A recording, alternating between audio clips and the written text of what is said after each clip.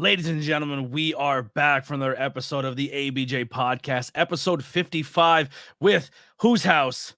Ed's house. I'll bring him in one moment here, but first I want to read some sponsorships, tell you guys some stuff of housekeeping, and we got to make it quick because Ed House is on location somewhere, and he probably has about 45 minutes of daylight left, so we got to get this done quick.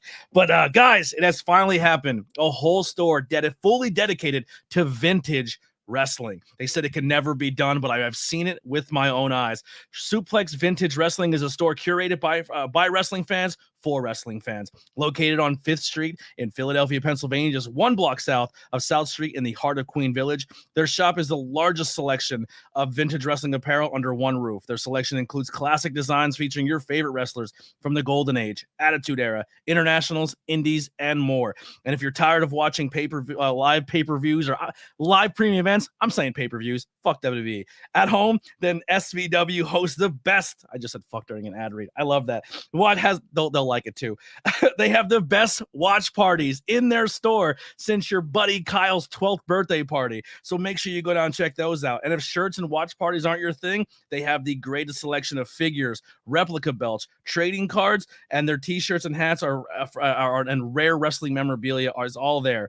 And they have something for every wrestling enthusiast out there. So what are you waiting for? Check them out at suplex.svw on Instagram or at suplexsvw.com. That's SVW. Check out the hat. Look at that thing. Wolfpack, baby. And let them satisfy your nostalgic wrestling needs. So definitely go check them out in the heart of Philadelphia. They are an awesome shop. They do a lot of cool meet and greets and signings as well. Please go support them. But also, links below for all things ABJ.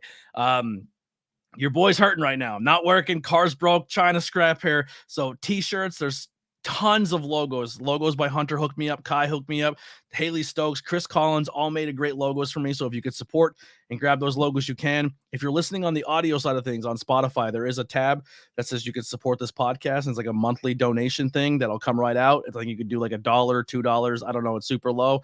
But if each episode gets 15 plays and everyone does $1, that helps me out.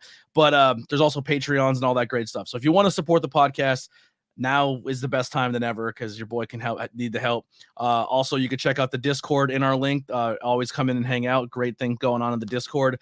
But that's all I got. Housekeeping out of the way. Let's get episode 55 done. Like I said, we got like 30 minutes now at daylight because I talk too much. But let's bring in the one, the only. I'm going to be honest. There's not a lot of times in the wrestling industry when someone retires, I'm like, oh, I'm bummed by that. I don't want that to be a thing. And this guy did the retirement thing, and then he came back. But the night he retired, ABJ shed a little tear because I didn't want Ed House to go anywhere because this guy's special, and I love this guy to death, and I can't wait to talk to him. And we have a bet going on in the Discord over under on how many times the word cock is said. So we're gonna have fun here. Let's get it done. Ed House in the house. Oh shit, cock. Go on, man. That's one. What's going on? Hopefully the over-under is better than one. Yeah, we'll get it done. Here, I actually have my Caucasaurus. That's fantastic. Yeah, I got that at an Oddities Con. Me and Alex Watt seen them. His is much bigger. Well, you know, that happens when you get older, things shrink and they stop working as well. And it's rough. It's a rough day. It happens to us all. All About Wrestling Podcast are in the chat. All day wrestling podcast. I know things have been tough for you. You're a dope dude. Hope things turn around for the better. I appreciate that. Thank you for hanging out in the chat. Make sure you hit the likes and subscribes and all that great stuff. But Ed House, man, how you been? I am doing pretty well. I've been all over today. It's been a little bit of a holy cow. Serrano will need a rocket to possess. You better run, boy. I'm on my kid's baseball game. At a baseball they're not doing real great, but they're having a blast. I've been good, man. I've been really good. I've been all over today. I got a passport. I shaved my mustache because my fiance would kill me if I didn't get this passport in time because I had a mustache. And they're like, well, you can't have facial hair in the picture, and you can't have glasses, and you can't do this, and you can't do that. Did you make a funny face? Yeah, I avoided all that. I just shaved the damn thing off and cleaned up my sideburns a little bit. I'm not as white trashy or disgusting anymore. Just on the inside, not so much on the outside. But I've been all over since like noon, dude. Like this is the first chance I've got to like sit and chill for a minute. But overall, dude, I can't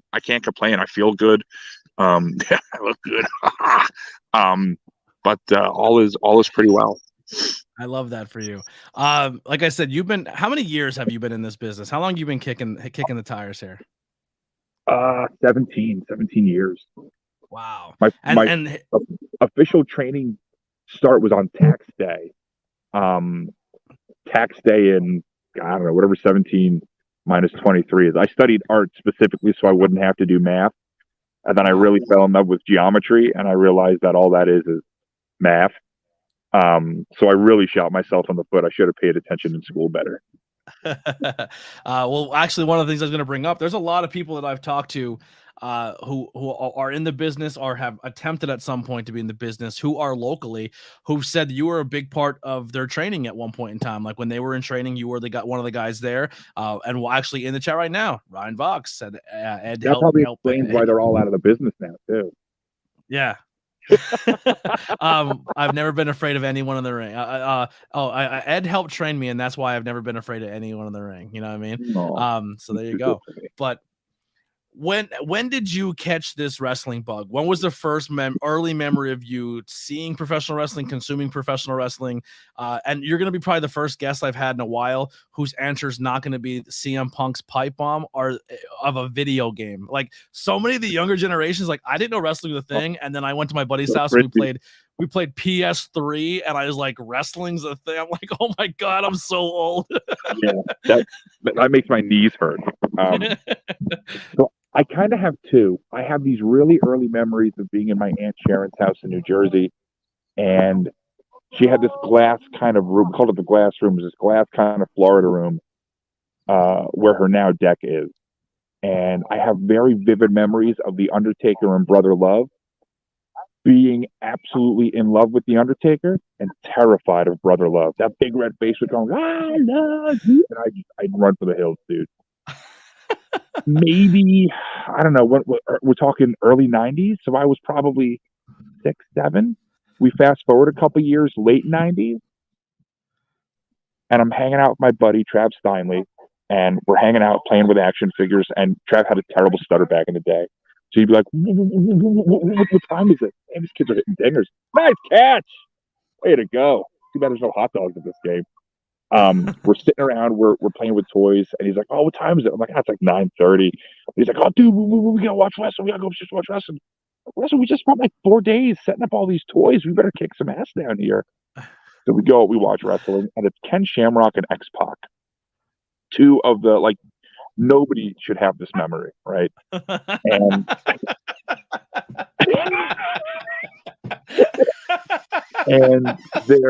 what's strange is I met X-Pac at a show and I told him this story and he laughed at me. It was cool, but he was like, oh, that's crazy, man. But it's him and Shamrock, and Shamrock's got the ankle lock on X-Pac. And if you're looking at the hard cam, like where you'd watch your TV, they're in the upper left hand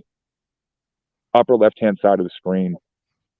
And the camera like pans back, like it widens out unusually because there's some commotion in the upper, and it's this dude come running down, leather jacket, blue jeans, sunglasses, like inside in the dark, which I didn't understand. That's a wrestling thing.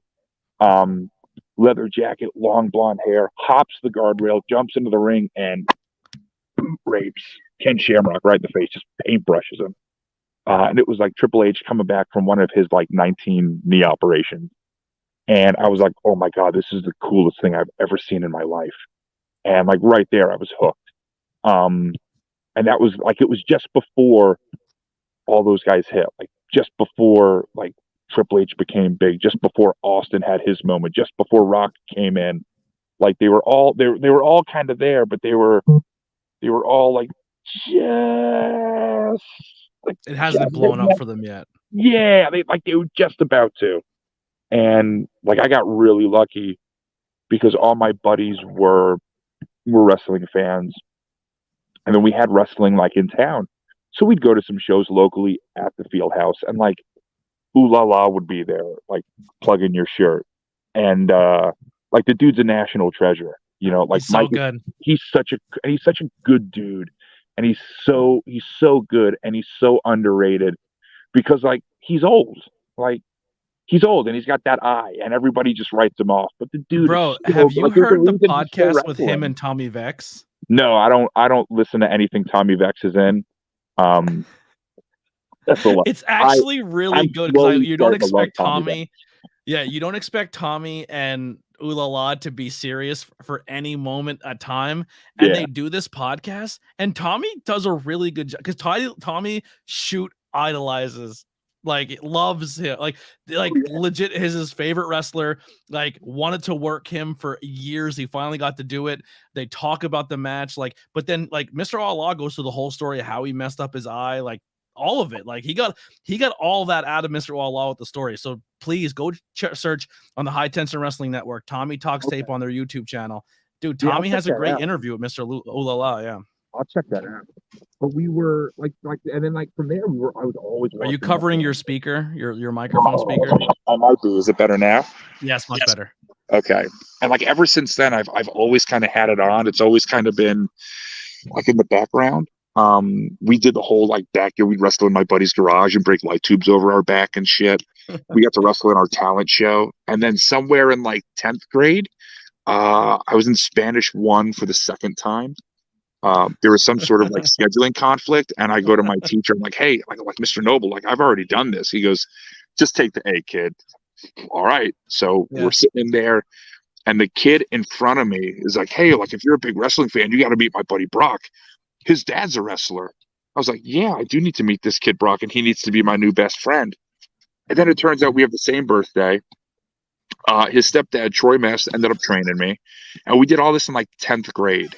So at that time, they were charging like a ridiculous amount of money, right? The economy was good. They could get students. It was no big deal.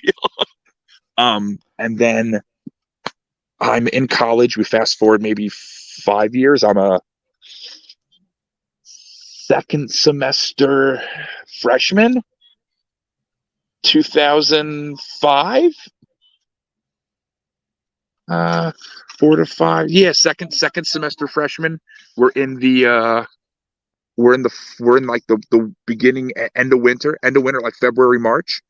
And one of the assignments for my photography class, because I went to Kutztown for a fine art degree, so they want you to be a well-rounded student.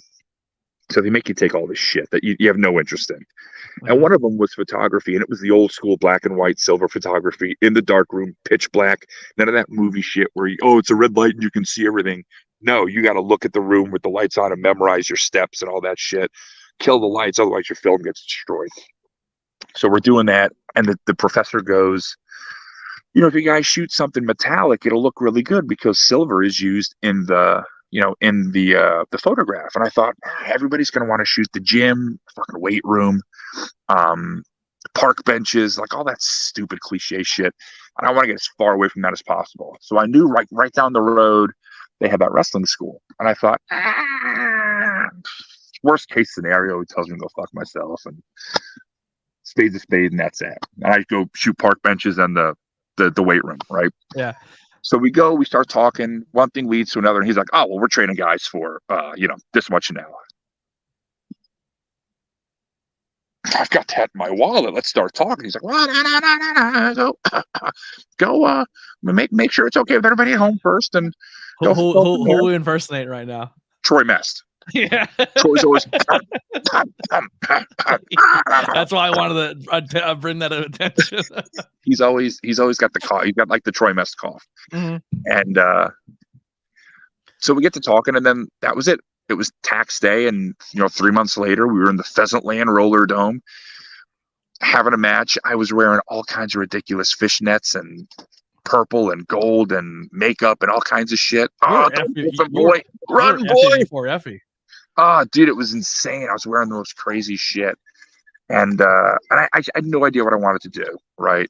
Ryan Vox said, "Spot on, Troy." Oh yeah, it was. It's one of the best impressions I do.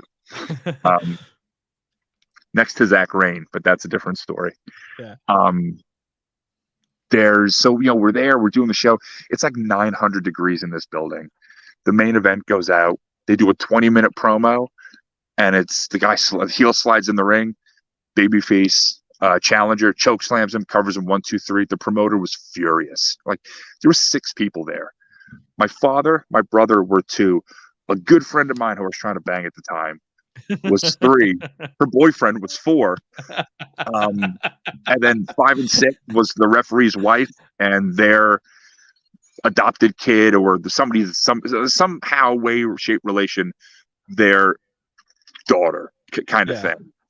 And that was it. That's who was in the crowd. And like the promoter got all pissed off. And I thought, like, my buddy's gonna kill this guy. And we were all like pretty close. Like that was like home base, so to speak. But that's kind of how it all started. It was it was me. Oh God, who was in this match? It was an abortion. And not like a good one that saves a life. Like this is somebody's 4th abortion. They're using it as birth control. Like it was not well done. It was done in an alley. Like Dirty Dancing. Yeah. But like sweatier, Yeah. It was myself and I want to say Tony Reyes. No, I lie. It was Tony Reyes and Tom Ugly, who I believe has since passed away. JoJo, the circus clown, old tag partner of Chio, and somebody else. Virus, and maybe it was Virus, who was the promoter under a hood. And I'll say that because fuck him. Cock.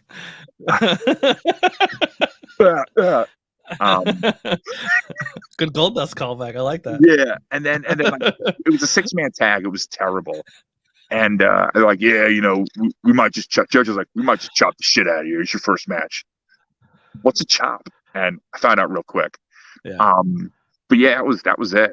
A little bit of a long answer, but I like to yap. No, I love that. That was great. This is why I was excited, because you just you have the gift of gab. Like you are insanely just entertaining at all. There's a handful of people in our local spot that I would, if I was booking a company, I would, you're like, these are my first 5 draft picks, because they could be your world champions, but also you're all good people to have backstage. You're all extremely creative and you can all talk and you're just funny. You're funny people. It'd be you, Trajan Horn, AJ Evers, Tommy Vex, and the 5th would probably be like Header, because Header's just a utility player. He can literally do anything. But the other, but you Trajan, AJ, and Tommy, like I fucking can't keep anything serious when I'm around any of you, because you're like always on, always. Like Trajan, Chubby Daddy is such a good dude, man. He went out of his way to hang out with my kid at a show when I was working.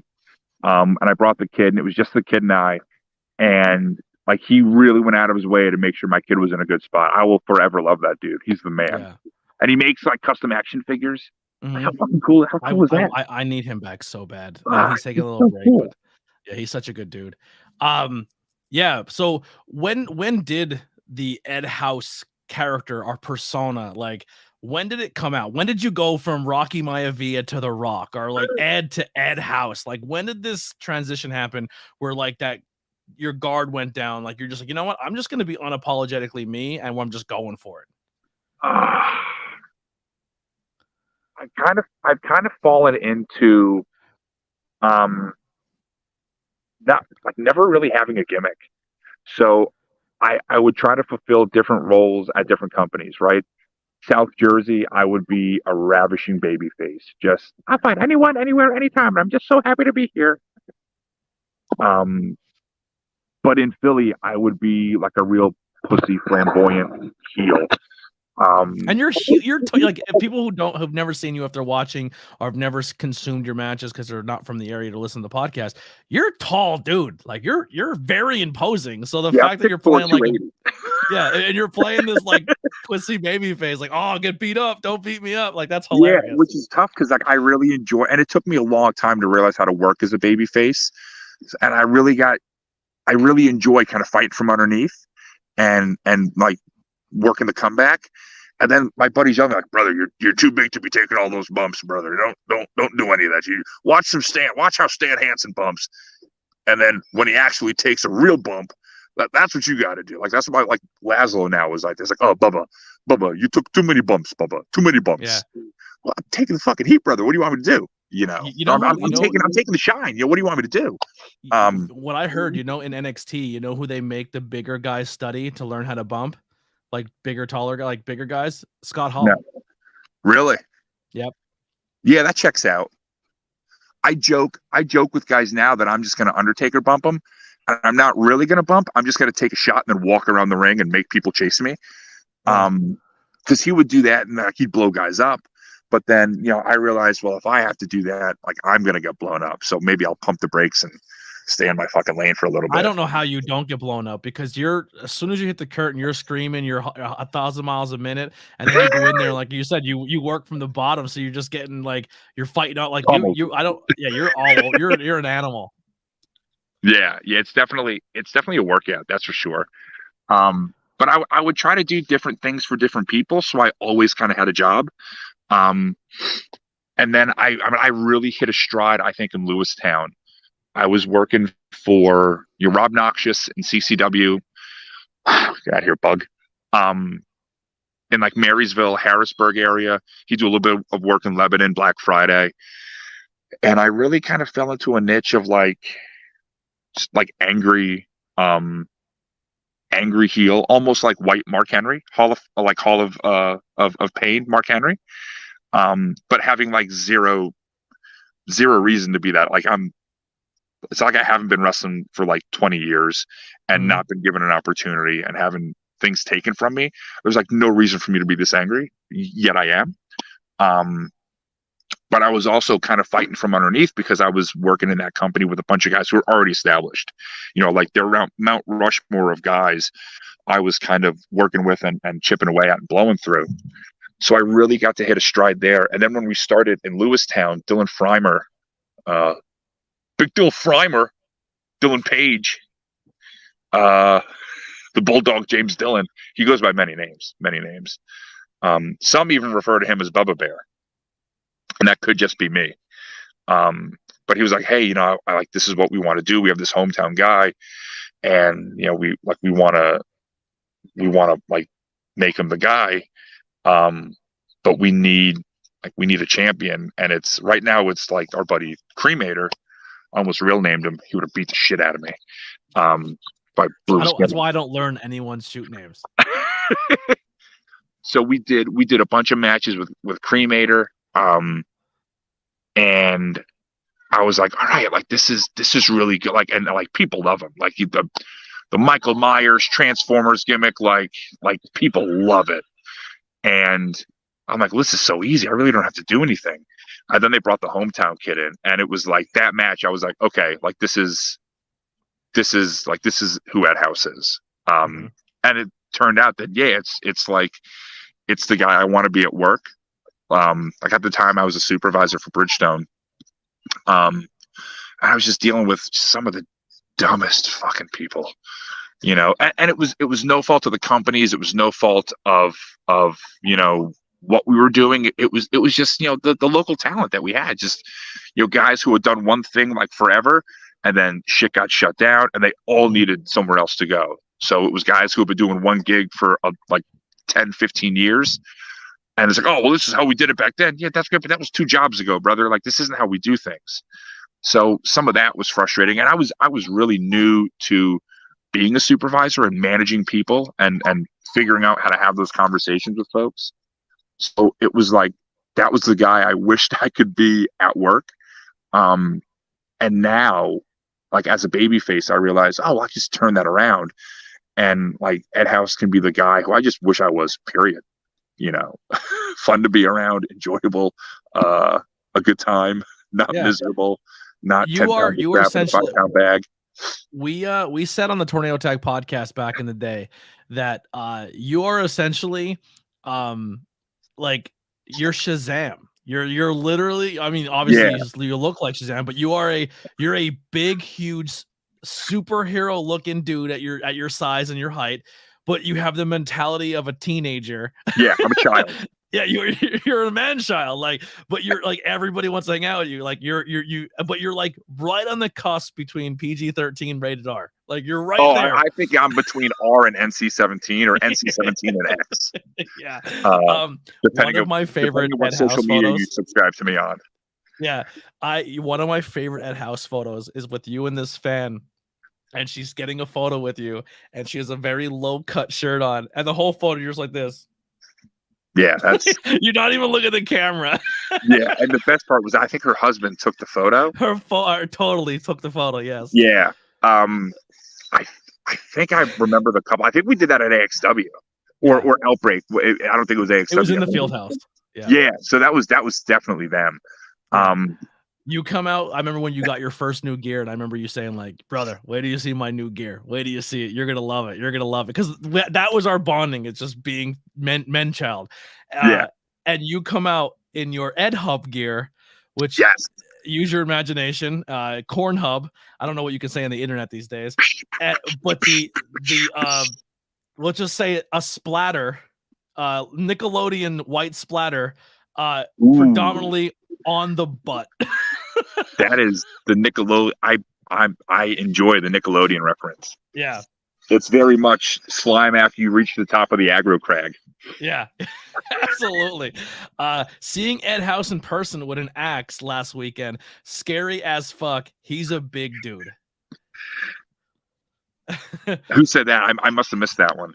Wrestling all day podcast said that. Oh yeah, that was fun. Yeah, I was very politely asked to I think never do that again.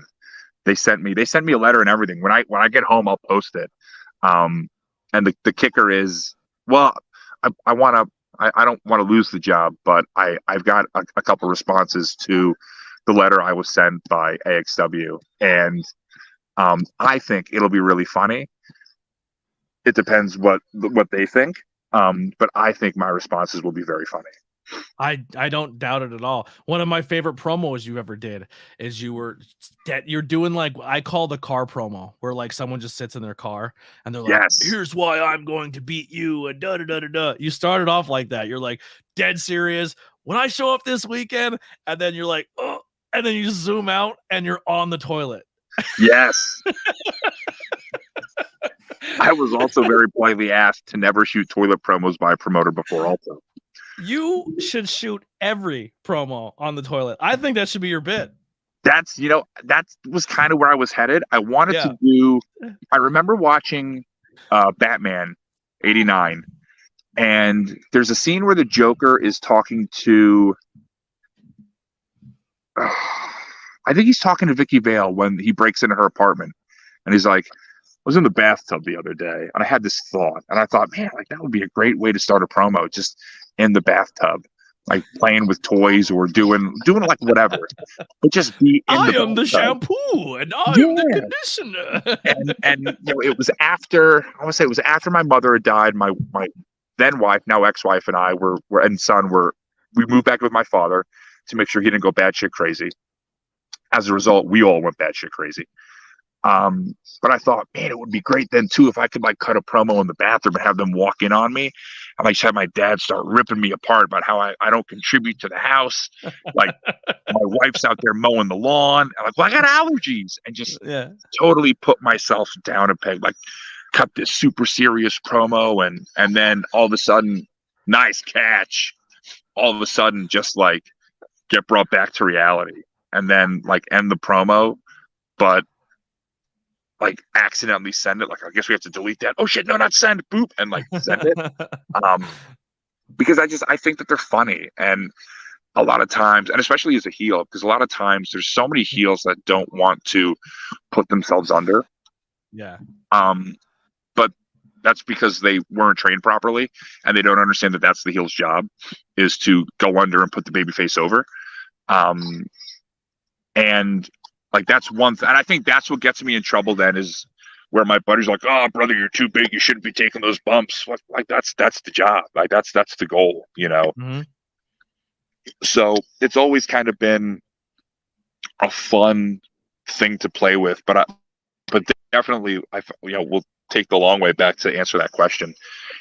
working in Lewistown was definitely the moment I realized, like, yeah, this is like I've got this figured out. I think I know how to do this now.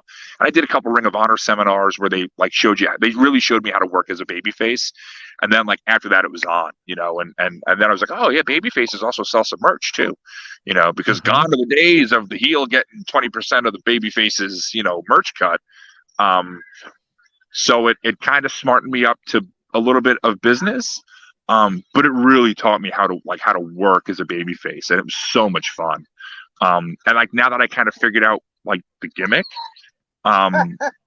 it became so much easier to just, all right, yeah, this is how I want to approach this match. This is how I want to approach this match. All right, this match should probably be a little more, so we can do that. And now, like in a tag team, it's cool because it's something I've never done before, and I don't have a whole lot of experience with. So getting to work tag teams, like we worked South Philly's Finest, Shane Malice and I, learned a shitload from those guys. We worked A.K. Willis and his tag partner, whose name is escaping me. But we worked them, learned a shitload from those guys.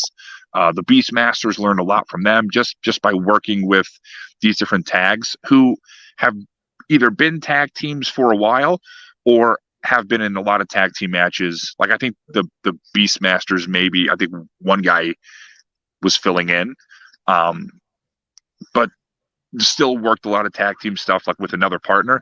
So it was real easy for those guys to kind of come together, and it was really nice to just kind of sit under their learning tree and absorb all the info that they had to give us. You know what tag team I miss? Remember the Payne brothers?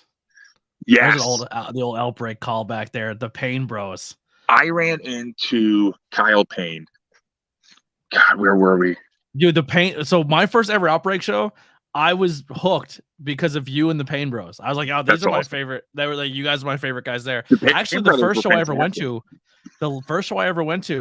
first independent show ever was AXW in the Pottsville Firehouse, and it was so tight in there and so little, like the good, yeah.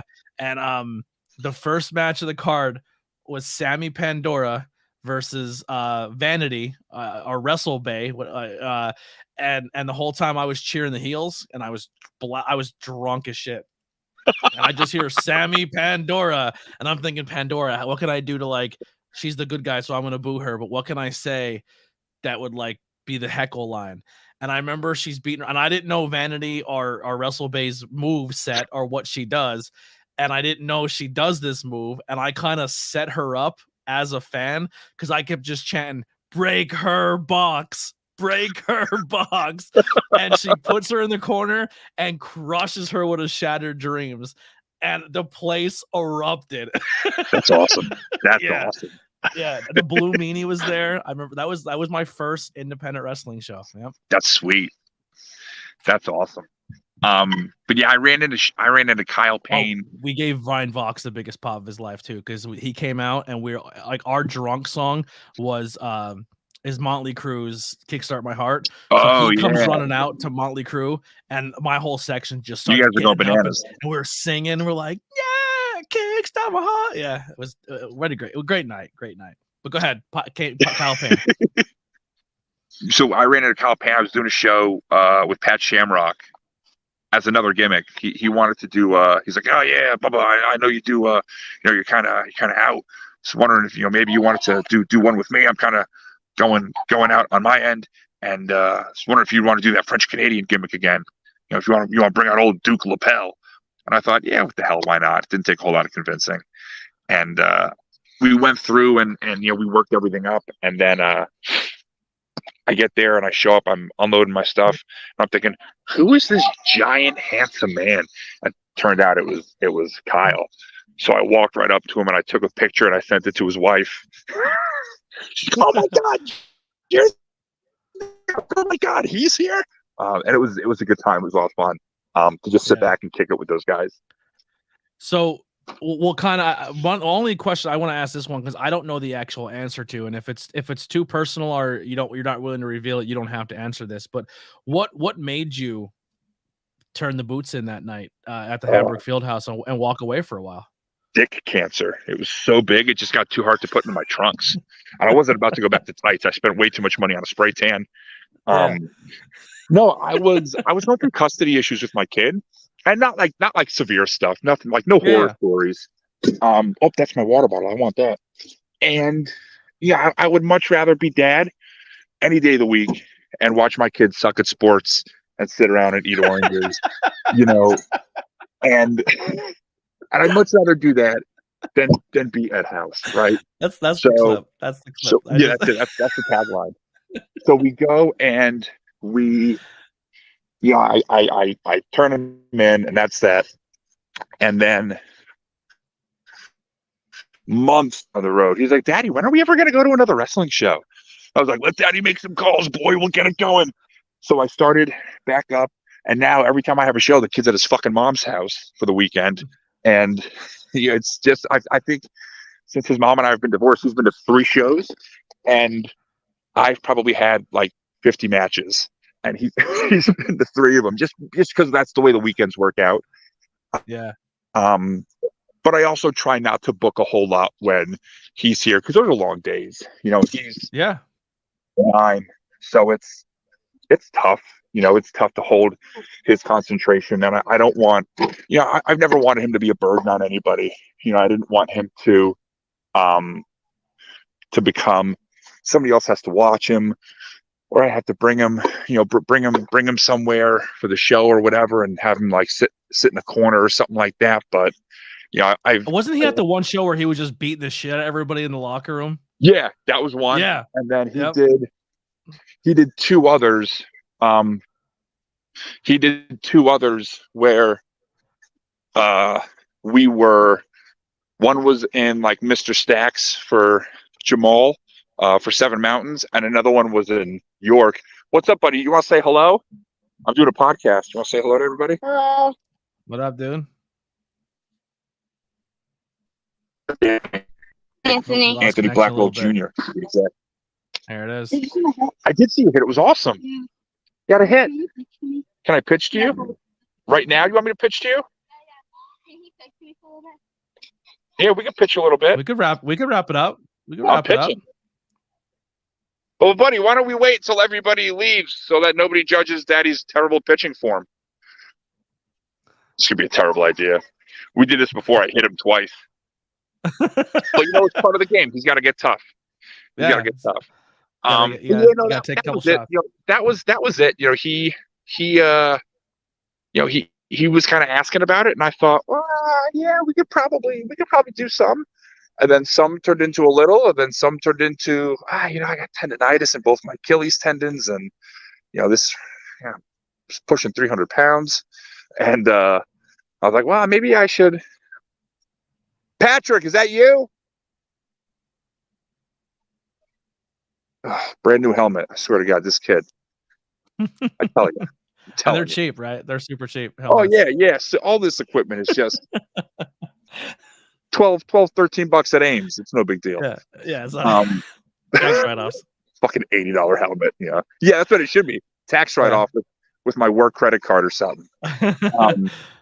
But no, so we did that, and then I thought, I'm kind of banged up, kind of beaten up, and maybe after a while, like it'll kind of go away. And I started working out again, hitting the gym. I lost some weight, and I've been feeling really good. Like all my aches and pains have kind of gone away. And then it was like, maybe this can kind of be a thing again, and I can go and do some stuff. And then my buddy was like, Bubba, we should be a tag team, Laszlo. I was like, that could work. Like we don't have to do as much. We'll both have less time. It'll be a little easier on our bodies physically. This is a great idea. And, Laszlo's pretty big too. So then it was like, well, who the hell is going to book us as a tag team? Because we're so big. And then they did a show in Hamburg. Laszlo was there. I went to say hi, ran into Kevin, and Kevin was like, hey, how you feeling? I go, I'm okay. I'm good. He goes, good. Next month, you and Laszlo tag team. You run out and save him, and then blah blah blah blah blah. Yeah. I guess so. I guess that's what we're gonna do. And then ever since then, we've kind of just been like going. and it's been a fucking blast. Yeah, You know, you guys it's have a nice lot of fun because I'm not chemistry. 100%, and it's genuine. You know, we don't have to fake it. We hang out after the show. We hang out before the show. We go out and you know, we'll go out drinking. We'll go out and, you know, get some cigars and just hang out.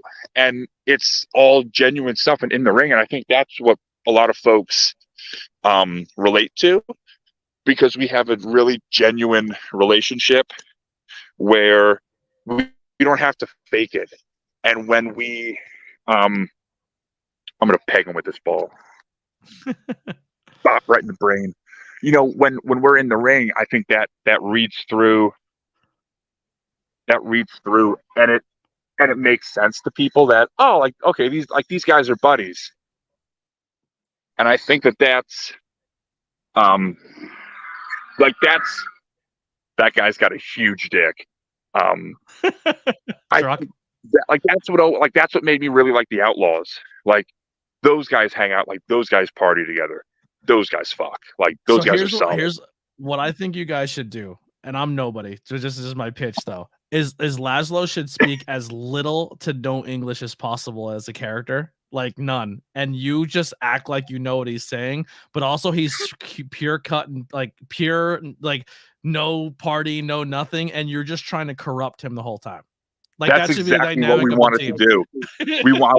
I wanted to take him like to strip clubs, and he'd like, no, to the gym. Oh yeah, this is a gym right here. You know, they got all kinds of things in here, that we can lift The and promos spin would be and amazing. flip and pull and push and, you know, bob and weave. And he goes, the promos, Bubba, the promos we would cut are would be so good. And Like, I was him curling and you're just drinking beer. Yep, exactly. Like, I would want to go and get, oh God, I would want to go and get like milkshakes, and he'd want to be at the gym. So it was very much like, all right, well, I'm Road Dogg and you're Billy Gunn. You know, you want to train, and I'll run my mouth, I'll talk shit, and you'll get us out of it. And it was kind of funny that, you know, like, Kevin had a similar idea, and Laszlo had a similar idea, and I was kind of thinking the same thing ahead of time. So it was nice that we were all, you know, kind of like from the start on the same page. Yeah, no, that's perfect. That's exactly how that should have been booked. So everyone that was on that said that's genius. So where can people find you on social media or our upcoming shows? I'm gonna be at Valor Pro Wrestling, at the York Revolution Stadium on May 20th. AXW's next show in June I'll be at, and I mean, Snapchat, the Twitter, not Twitter. That's not the only thing I don't have. Snapchat, Instagram, Facebook. What's the other one that's in the news all the time? TikTok. I've got all of that. Folks can follow me there. I have absolutely no idea what each one of my screen names is, though, because they're all a little different. They all revolve around spaghetti. Yeah, what's up with the spaghetti ref? Like, what's up with the So I got picked out as a kid a lot. Go figure. And Edespageddie or meatballs are ready was the common. Easy boy was the common. You know what mine was a kid, because the 90s. Tony Baloney was a big one, or Boney Tony, or I'm Boney, I'm Tony Baloney. Like, you're Tony Boney now, brother. Yeah. Boning those rats, brother. That's what I'm talking about, right? Everybody loves ABJ, you know what I'm saying? Yes. Damn, betcha. If anyone has any questions, we are getting close to the end here, so make sure you guys get them in now, because I don't want to keep them too much longer. But Hunter Dillon in the chat says, if you could write a letter to younger Ed House, what would it say? Don't wrestle. Don't wrestle. Don't watch wrestling. Don't be friends with Trav Steinley, who got me into wrestling. What else? Stay away from redheads. No, you know, I think it would probably be. You ready? Because it's coming. I'm bringing the heat on this one. It would definitely be, you know, take care of your body, train. Rehab that ACL when you tear it properly. That's it. Keep on your toes. Ball can come at any time. I almost just pegged the kid in the fucking head. You know, and if you're gonna get into the business and you're a dude, you've got to look like a wrestler. It's a cosmetic industry, and the higher you go, the higher you want to go, the better you have to look. And it doesn't matter how good you are or any of that shit. Well, you can look a little unpleasing, cosmetically not pleasing, but you That's better true. have a personality like Dusty Rhodes. Yeah, if you don't have a body, you better have a mouth. Yeah. And that's both true for men and women, but for two totally different reasons. Yes. And you know what? I don't give a fuck what anybody says. It's, you know, everybody was shocked at the whole Vince McMahon thing, except the boys. Yeah, everybody was shocked knew. except the boys. Like, come on, give me a break. But yeah, that's what I would say. I would say take care of your body and figure out what you want to do, what your role in the business is. You know, nothing wrong with being a weekend guy, but you got to be honest with yourself. If you're going to be a weekend guy, you're going to get a weekend guy spot. If you want to be a top guy, you got to do top guy work. I am very happy being a weekend guy. As you can see, I'm getting blown up from picking up baseballs and pitching poorly to a 9-year-old. You know, I'm very okay being a weekend guy who's tried to be, you know, a top guy at every company, which is probably a little bit of a long answer, but that's the gist of it. Yeah, I appreciate it, man. Well, Ed, thank you so much for doing this and taking time away and playing catch while we're doing it. I love this. This is the best podcast ever. But I wouldn't have it any other way. And I appreciate you taking time out during your kids' game to do the podcast and hang out with me, man, and doing it in general. Like I said, man, you are one of the top entertaining guys in the area, just insanely charismatic, insanely funny, and just backstage, very, very, very giving. And you've given me a lot of advice and a lot of like ways to handle things in the business. You were my first ever backstage interview we talked about earlier, where it was just like where I just said curse as much as you possibly can so I can learn how to video edit, and you went off. And then I wanted to do an interview with Yams, who blew his knee out that night, and he couldn't stand up, so you came in and did the interview as Yams, with Yams sitting right off camera. And I was so bad. This is where I learned I can never be a backstage interviewer, because I just broke. I laughed. I was staring right at Yams and him laughing, and I was laughing. And then what made me walk away is you're doing the whole "I'm Yams, the working man," doing your thing, and you're like, "That answer your fucking question." And then you like cut right back at Ed House. You mother, like you continued the first promo. So like your first promo, you blew up because Yams and Chubby Daddy teamed up and screwed you out of a title shot.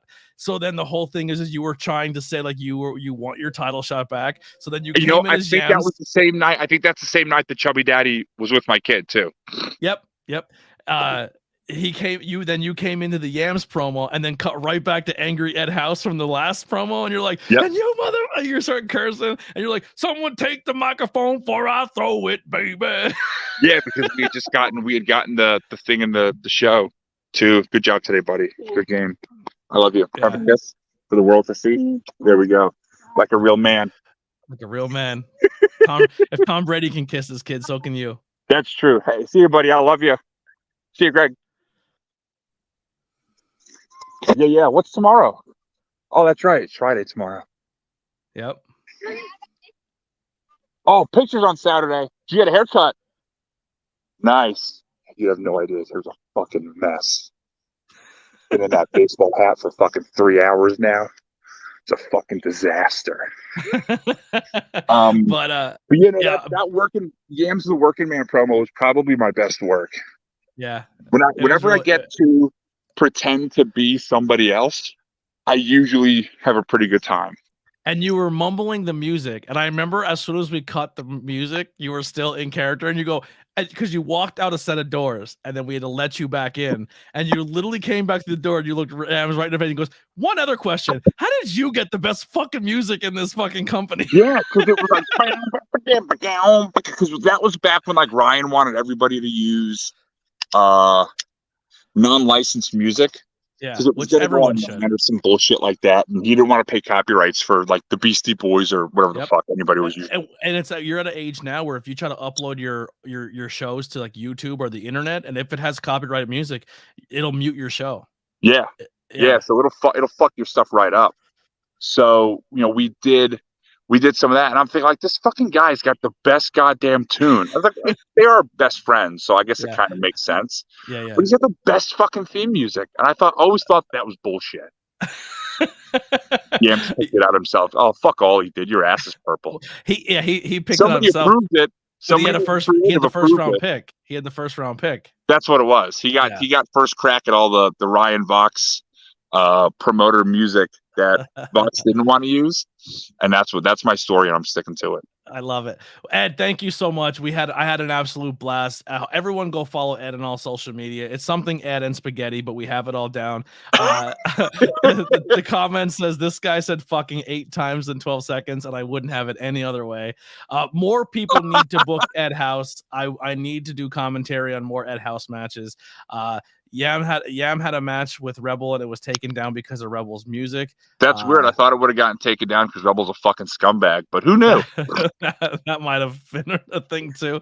But so definitely go check that out. And listen, my last plug, because I'm about to play some music as well. If you need your own music and you don't want copyright hits, the guy who does all my podcast music, the Converse Kid, is in my link tree below. Hit him up if you need music. If you're a podcaster, if you're a wrestler, if anything like that, he can hook you up with really good music. He has very affordable prices, and he literally plays every single instrument that you're going to hear on this outro. And this is the Converse Kid. Ed House, episode 55. Thank you, brother, so much. Double nickel, buddy. Anytime. I apologize. I know it was a little hairy here, but I appreciate you sticking with me and us working this out tonight, man. Audio was perfect. I thought it was a cool moment. Nice backdrop, like sunset going on behind you. Look at that. It writes itself. Yeah. You can hear the collective squish of women's seats with the sunset in the background. There it is. Just moistening, glistening, rainbows in living rooms from sea to shining sea. Oh, and if you need cock art, hit up Ed House. He does great cock art. Absolutely, cock art. You got to start posting that more again. We need to bring. it back. I think I might do like a monthly reminder of Cocktober, which all started because I follow a lot of artists on Instagram, and they do Inktober, and I'm like, that's stupid. It don't even rhyme. Yeah. It should at least rhyme, like October. Cocktober. It's like, oh my god, I'll draw 30 dicks. This will be perfect. And for the first 3 years, my Instagram would get shut down. It wouldn't, like the bots would hack me. Yeah. So then I slowly had to think, well, maybe because I'm drawing like actual dick, maybe if I gimmick it up a little bit. And then one year I made it the whole year through, and I'm like, this is a lot of fucking work.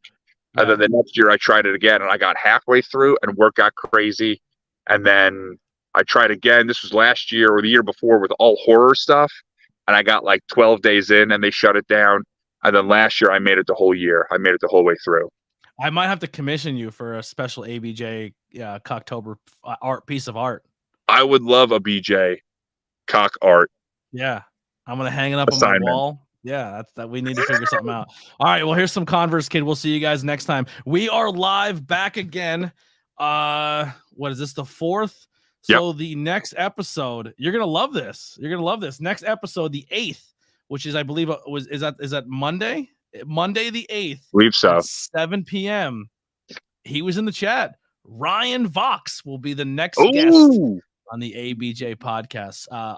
Dude's been supportive of me as a content creator and watched me go from the content creator to commentary to you name it in this business. I think I've done everything but get in the ring and take a bump. When it comes to production and everything, I've rung bells. I've done it all. But very supportive the entire time. Excited to have him on Monday. Then the next one after that will be Deshaun Pratt on the 9th. So that'll be the next day on Tuesday. And then that Thursday will be Jay the Key Evans, which is a dude out of the Florida area, very, very talented. But we'll see you guys then with 3 amazing interviews next week. We're grinding away. This is going to be a really busy month, and the following month we're going to go back to just probably 2 a week and call it a day. But thank you everyone who's been listening and supporting. If you're on Spotify as well, make sure you leave, or any audio source, leave a review. If you're on Facebook or YouTube, make sure you hit the likes, the shares, get it out there. Those likes and algorithms help out more than you know. And we'll see you on Monday with Ryan Vox. Here's the Converse Kid, and we're out of here.